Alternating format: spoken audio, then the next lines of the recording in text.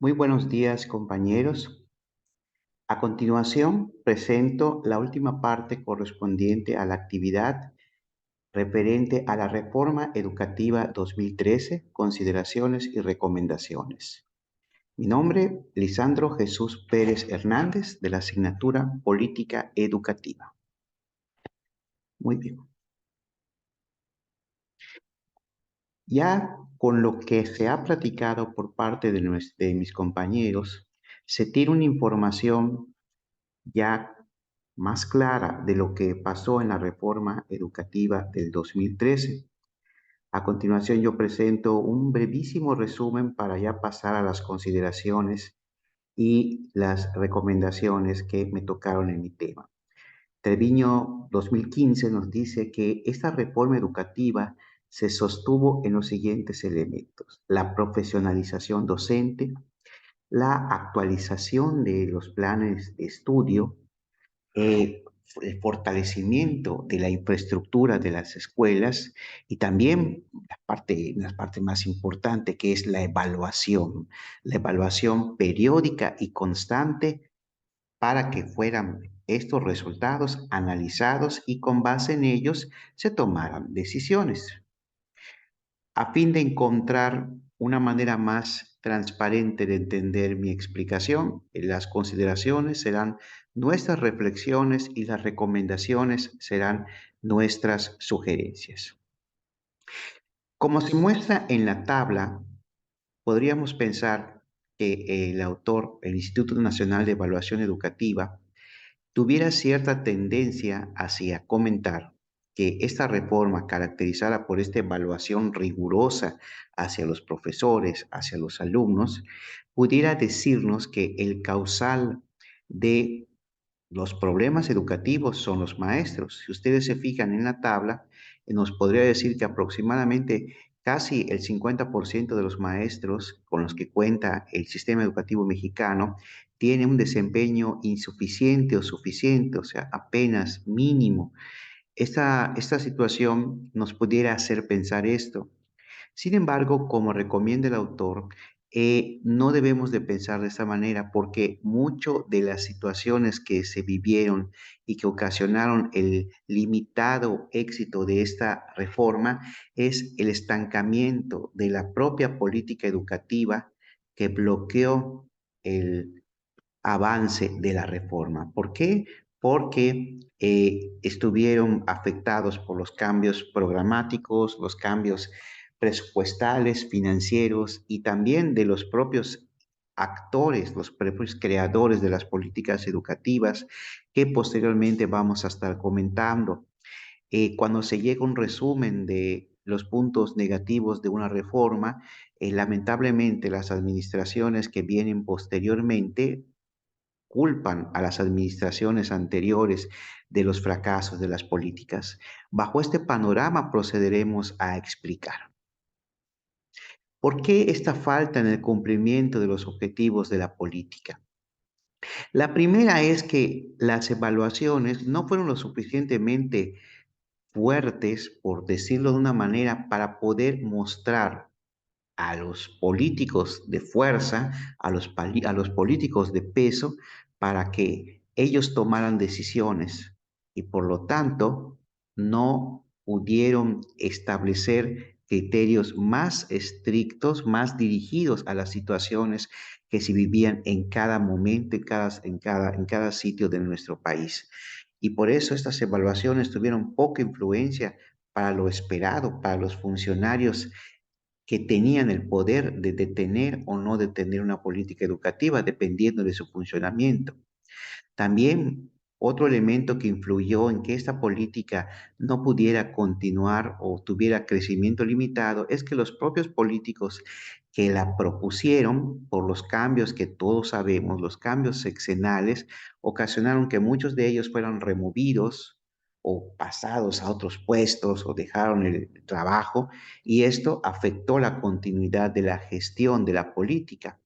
Y también la cancelación de los proyectos educativos bajo esta reforma nos vendieron la idea de que se tenían que cancelar para evitar un costo político mayor, tanto para los que propusieron la reforma como para las posibles afectaciones. O sea, si se daban cuenta ellos de que algo no estaba funcionando o algo que no estaba de acuerdo a lo que tenían estipulado, ellos decían, pues vamos a cortarlo porque puede tener un costo político más grande. O sea, si yo propongo una reforma y luego la reforma no funciona, pues mi imagen política se daña y obviamente me puede tener una mayor afectación. Entonces, mejor cancelamos este proyecto y pues que no se dañe mi parte como político. Adicionalmente, es importante comentar que se vive en la propia institución educativa. Si bien cuando estamos nosotros inmersos en este mar de situación política eh, y recibimos cambios en fruto de estas reformas, pues nosotros pues actuamos con base a lo que nos piden en esta propia reforma, pero de pronto nos damos cuenta que en el proceso ya hay cambios y hay modificaciones y entonces si estamos empezando algo tenemos que volver a regresar, volver a reinterpretar porque a alguien se le ocurrió cambiar la información. Por ejemplo, a nosotros nos dijeron hace unos días que ya no vamos a calificar con base a 90. Ya si sacó 90 el alumno, se le pone 9. Si es 86, sacó el alumno, pues 8.6.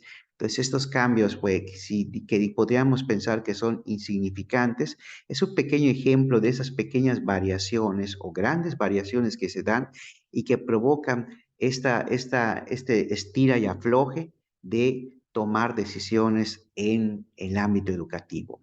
Y la escuela entonces se ve como un mero ejecutor de decisiones o un mero recolector de las decisiones de los políticos. Y esto se hace que se pierda la visión de que la escuela es un elemento transformador que trabaja en beneficio de la sociedad. ¿Qué consideraciones pudiéramos tener? Si bien no podemos tener la idea de pensar de que esta reforma fue mala o tuvo un crecimiento limitado, ¿dónde estuvo lo bueno? Bueno, en lo que se refiere a los puntos interesantes que esta reforma logró con su evaluación, con sus cambios en infraestructura, con sus propuestas, con la capacitación docente, la podríamos dividir en dos grandes ramas, a nivel vertical y a nivel transversal. Con base a las estrategias de mejora que presentaron muchos países que también tomaron estas evaluaciones y actuaron, México también consideró las respuestas de estas evaluaciones y tomó decisiones. A nivel vertical, pues de regular a bueno, o sea, si estábamos regular, pasamos a bueno. ¿Cómo le hicimos? Gracias a esta reforma se logró una mayor capacitación docente para reducir ese porcentaje de maestros insuficientes, maestros que no tenían los conocimientos o no tenían la didáctica para enseñar. Se fortaleció la entrega de libros de texto gratuitos y esto al menos logró de que tuviéramos una educación de carácter, de una calidad mínima. También tuvimos avances de bueno a muy bueno cuando nosotros, a través de los programas Profordems y Profordir, presentamos estrategias para mejorar la capacidad de los profesionales de la educación. Y también tuvimos elementos buenos a nivel transversal, en la cual se revisaron los planes de estudio, se mejoraron las capacidades técnicas de los docentes, se evaluó en forma ya más profunda a los alumnos y también se utilizó esta información para tomar decisiones y también se crearon políticas y leyes referentes a la educación. En esos aspectos, pues México cumplió. Si bien, como aquí una consideración, hemos planteado de que hay dos elementos claves que se presentaron en esta reforma, la evaluación y la política. ¿Cómo funciona esto? Según el reporte que tuve a mi cargo, es de que este autor, en este caso, este organismo, el Instituto Nacional de Evaluación, educativa comenta que si bien ellos evalúan y pueden mostrar las situaciones, los elementos, las etapas que hay que trabajar para tener una mejor calidad educativa, no son el órgano que genera las políticas que van a facilitar la gestión para resolver estas problemáticas. Por lo tanto, el INE simplemente presenta estos resultados y la política se encargará de gestionar los cambios para que se logre resolver estas problemáticas. Y es cuando viene el problema por los cambios o las razones anteriormente mencionadas. Es lógico concluir que los diferentes elementos que componen al sistema educativo mexicano y donde quedan inmersas todas las políticas educativas de nuestro país, INE, PM, Estado, cumplen con lo que se les pide. Pero ¿cuál es el detalle? Que no hay una visión integral ni específica de las situaciones que se viven en cada estado. Son diferentes las situaciones, es diferente la situación del maestro que vive en Veracruz o a lo mejor de un maestro que vive en Yucatán. Esto provoca que esta visión sectorial afecte esta amalgama entre lo que es la evaluación con la parte política. La razón es esa articulación fuerte, dura, administrativa y programática de que tengo que cumplir las cosas con base a un tiempo, a un programa, con los objetivos que se plantean y no permiten realizar objetivos que cumplan las necesidades específicas de las regiones que tienen diferentes problemáticas. ¿Por qué se presenta esta situación? La primera de ellas es porque el gobierno piensa de una manera. ¿Cuál es esa razón? El gobierno que desarrolla las políticas educativas se concentra más en la planeación del logro de metas e indicadores de gestión y no en las metas, estrategias y de impacto. ¿Qué quiero darles a entender? Que el gobierno piensa políticas que vayan a la gestión, al diagnóstico, a la generación de la información y pide al INE que desarrolle evaluaciones en esa línea.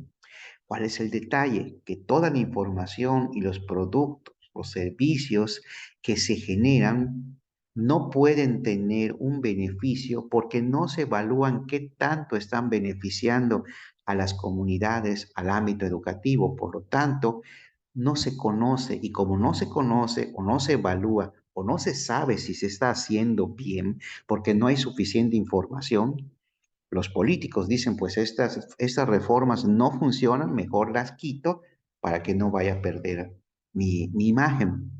Aquí lo muestro en esta pequeña tabla, miren, para que se comprenda. Durante el 2007 al 2012, solo se hicieron 12 evaluaciones de impacto, o sea, evaluaciones que miden si estas políticas están resolviendo problemas educativos. Solo se hicieron 8 evaluaciones estratégicas en las cuales se plantean eh, estrategias, se plantean situaciones para resolver los problemas de los problemas educativos. Y solamente 18 evaluaciones fueron desarrolladas para saber si se estaban resolviendo las cosas, las situaciones educativas de diferentes estados.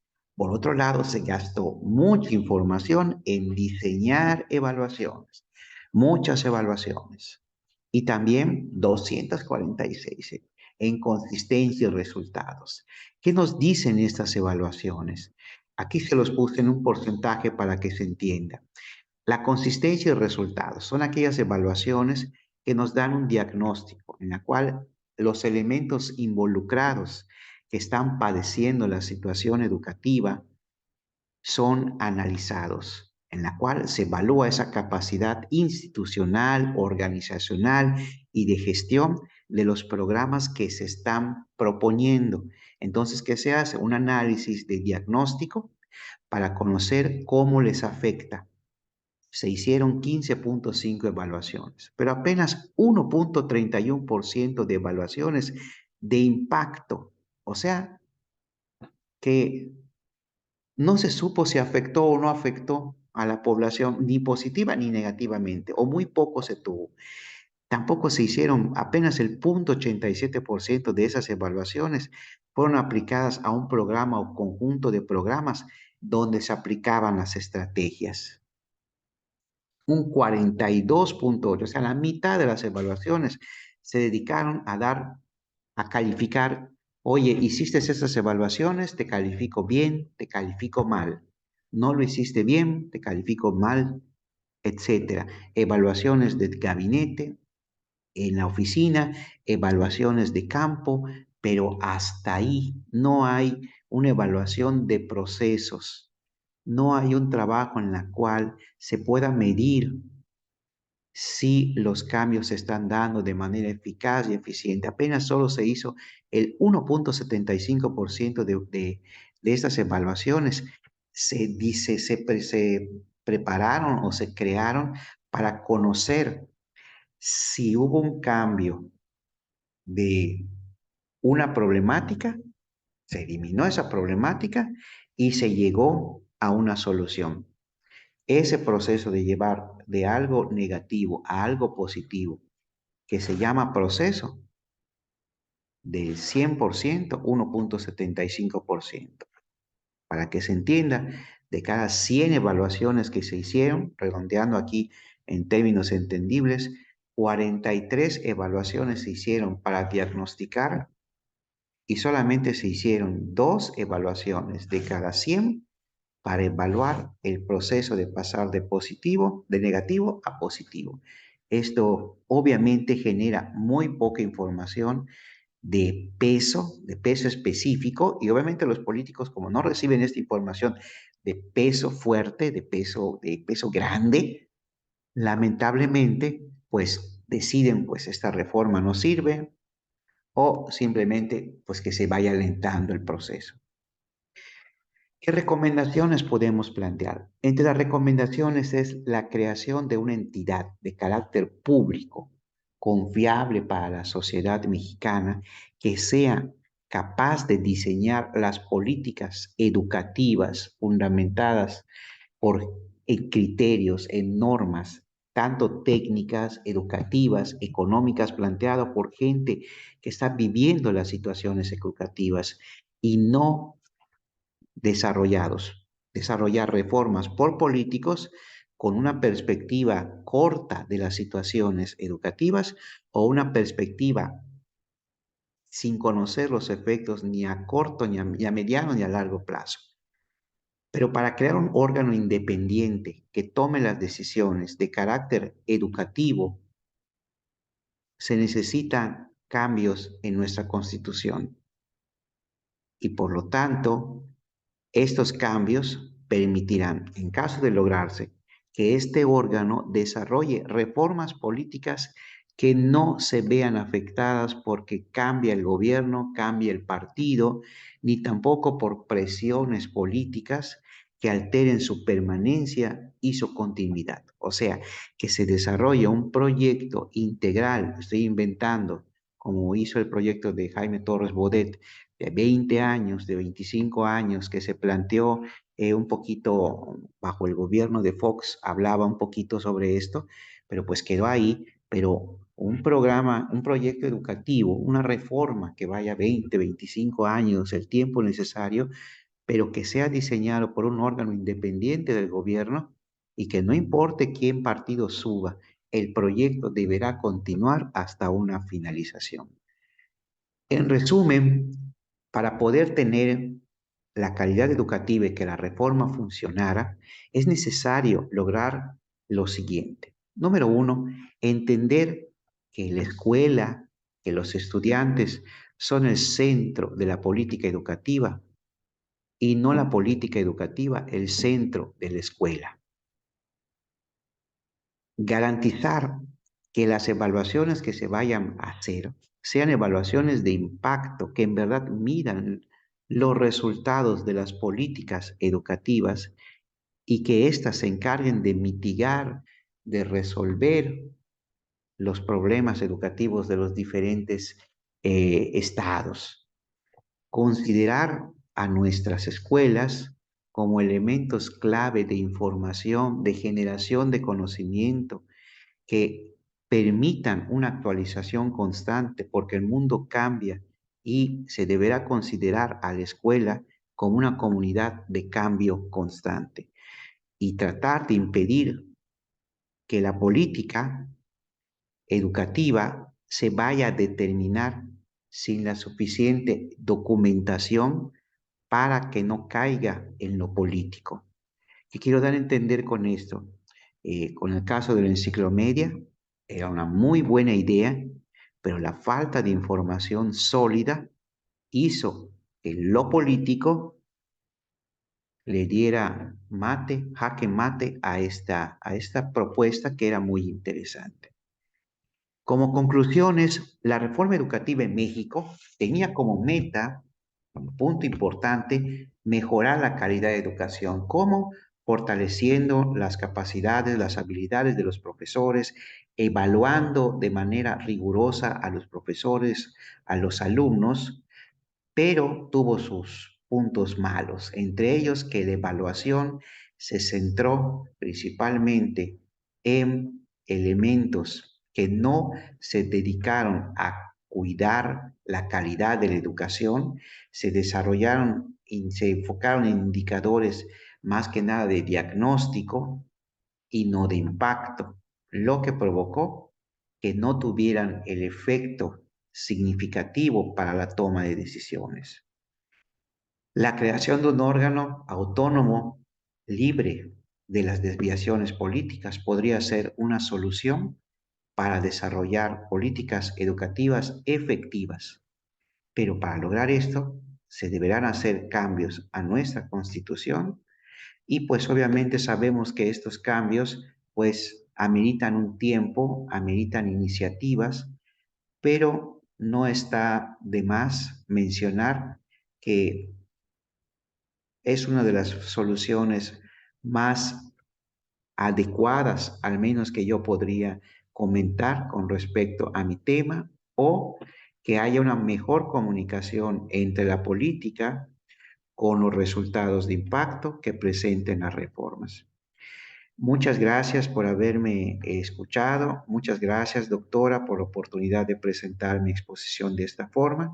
Y pues espero estar aquí con ustedes prontamente para tomar información. Muchas gracias.